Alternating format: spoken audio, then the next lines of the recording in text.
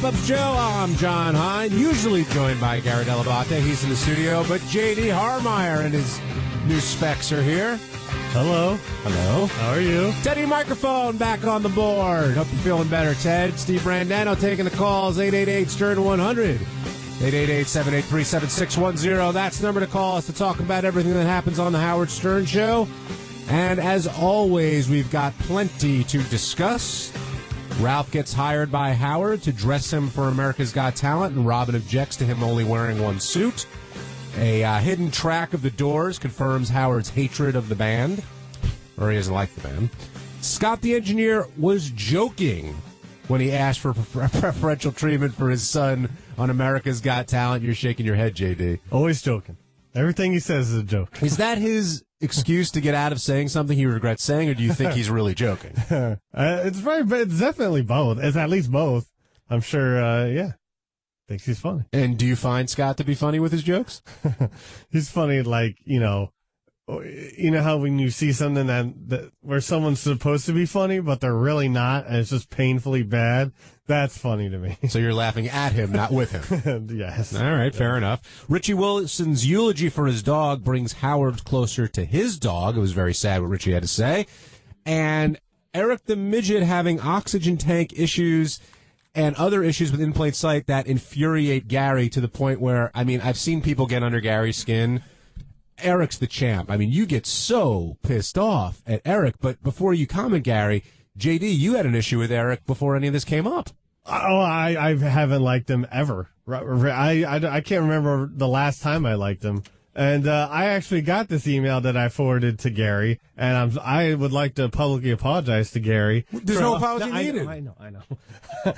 For having to deal with this. And it won't happen again because if Gary, if I get any emails, because my work emails on the website, if I get any emails regarding Eric the Midget and possible work, they'll go right to the trash. So they'll be deleted immediately. Is that the new policy, Gary? It is for me.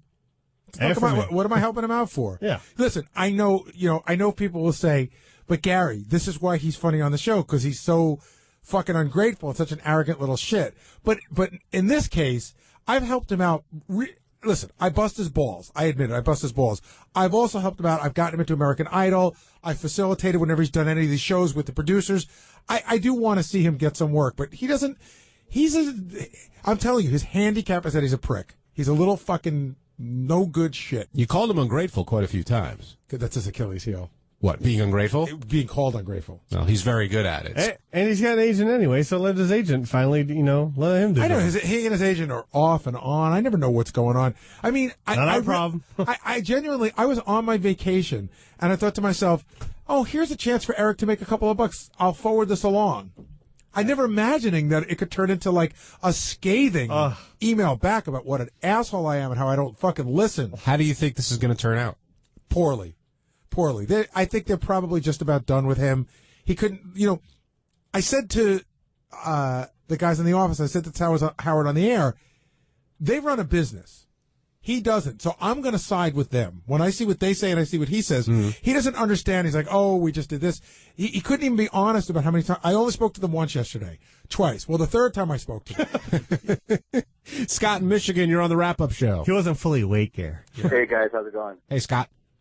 Hey, do you guys just, tolerate Eric because he's kind of part of the program? Or, I mean, if that guy dealt with me like that, I would be like, I wouldn't deal with him at all. I don't see how you guys can put up with him, especially Gary. He really gives Gary the business. Well, again, you're right. I mean, there's a lot of people, not a lot of people, but there have been people on the show in the past. A lot of them have been part of the whack pack that I just can't deal with. But you deal with them because they're good for the show. So I'm never going to not put Eric on. I'm never going to not notice a request from Eric for something. Will deals with him mostly anyway, but I got sort of pulled into the vortex because I was dealing with the producer from In Plain Sight. But no matter how much I dislike him, I will never let it, ruin anything that goes on with him being on the show. I thought Eric was completely wrong for sending you that mean email. That was a favor he did. But it does seem to me, with the facts we have, that it seems to me like the producer, Neil, what's his name? Neil Strauss. Neil Strauss. No, John Strauss. I mean, John Strauss. Sorry. Neil Strauss picks up women. That's cool. But it is looking a little bit for a story.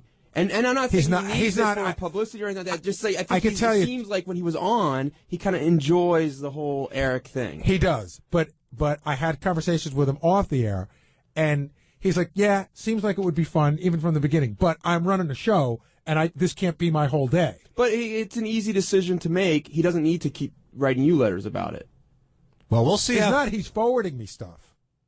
In other words, he's forwarding me stuff like he's trying to facilitate this, and over and over again, Eric has issues. Well, like grade A, fucking 5-star asshole issues. It sounded like Eric said, and it's like a lot of these things we don't have the exact. I don't believe a word that comes out of the little fucker's mouth. That did they give him dates, and then they said, "Wait, we need to change them to these dates." That's what he says, but I don't believe him because again, they run a business and he doesn't. And when you said it was the last 2 days, was it they said any of these dates are possible, and Eric chose the last 2 of what they offered him? The email that I read was Eric has moved his days because he can't get an oxygen tank, and the only 2 days he can do are the last 2 days we're shooting. That's what I read.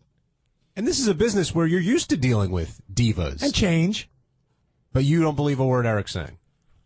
I think Eric believes what he's talking about, but because he doesn't function in the real world, I don't think he understands how the real world operates. I think he thinks he's right. I don't think he's flat out lying.